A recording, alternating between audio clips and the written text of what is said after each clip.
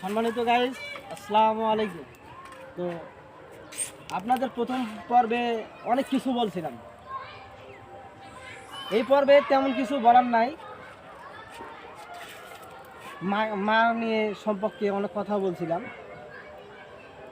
তো মা হচ্ছে অমূল্য সম্পদ, আর সব কিছুর সাথে মায়ের সাথে তুলনা করা যায় না। আপনি যত কিছুই দেখেন, মায়ের সাথে কখনো তুলনা করা যায় না। পিতা মাতা এটা হচ্ছে আমাদের অমূল্য সম্পদ। আমরা ওদের সাথে যেরকম ব্যবহার করব, একদিন ওদের পর্যায়ে কিন্তু আমাদেরও যাইতে হবে। আজকে আমরা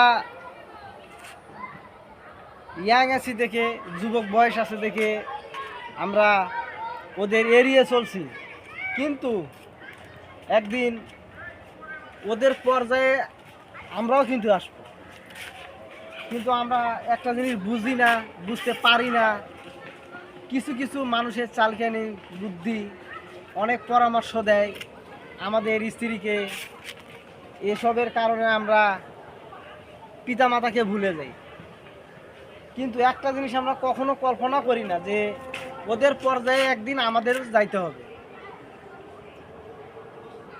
তো সম্মানিত গাইস, আপনাদের কি বলবো, আমি চাই যে আপনাদের পিতামাতাকে আপনারা সঠিক নিয়মে, সঠিকভাবে আদর, যতটুকু যত্ন স্নেহ করা প্রয়োজন ততটুকু আদর যত্ন স্নেহ করবেন। এই আশা ব্যক্ত করে আমার চ্যানেল থেকে আমি এখনই বের হইতেছি। আসসালামু আলাইকুম।